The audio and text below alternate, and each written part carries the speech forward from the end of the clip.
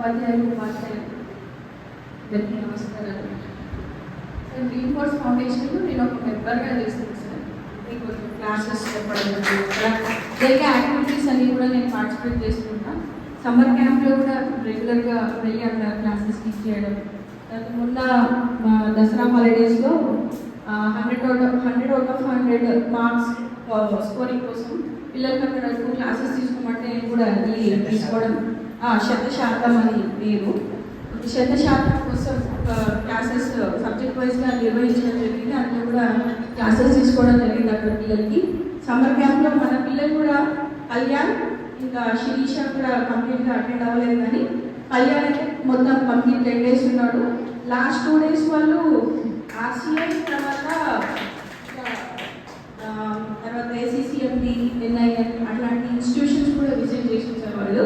చాలా బాగుంటాయి. ఆ సంస్థ చేసే ప్రోగ్రామ్స్ అన్నీ కూడా చాలా బాగుంటాయి. కాబట్టి పిల్లల భవిష్యత్తు కోసం చేస్తారు కాబట్టి నిస్వార్థంగా ఎటువంటి ఫీజు కానీ వాళ్ళ టైం ఇస్తారు. ఫస్ట్ టీచర్స్ అక్కడ టైం ఇచ్చి పిల్లల కోసం నిరంతరం పిల్లల కోసం ఆలోచించి చేస్తారు. కాబట్టి అది వచ్చి చాలా మంది టీచర్స్ అక్కడ డెడికేటెడ్గా పనిచేసే వాళ్ళు ఉన్నారు.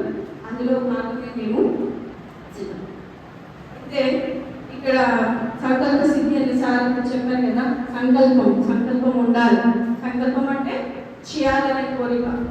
అయితే మీరు ఒక 10 years తర్వాత గోల్ అనేది ఎలా సెట్ చేసుకోవాలి అని చెప్పి ఇంతకుముందు ఒకసారి మీకు చెప్పిన ఐడియా ఉందా? గోల్ అనేది మనం 10 years తర్వాత ఎట్లా ఉండాలనుకుంటున్నామో, మనం ఏ రకంగా మనల్ని చూసుకోవాలనుకుంటున్నాం అనేది ఇప్పుడే డిసైడ్ కావాలి కదా. బాగా ఇంకా ఒక మాట చెప్తుంది సార్, సంకల్పం ఉంటే ఏ ఆపర్చునిటీ అయినా మన దగ్గరకు వస్తుంది.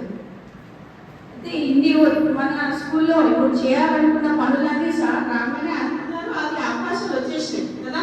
అంటే అంత గట్టి సంకల్పం ఉండాలి. మనస వాచ కర్మణ అది మన ఆలోచనలో ఉండాలి. అంటే ఖచ్చితంగా మనకు ఆపర్చునిటీ వస్తుంది, ఏ రకమైనా సరే. ఇది ఎక్స్పీరియన్స్లో చెప్తున్నాను. ఎందుకంటే మేము కూడా మీలాంటి చిన్న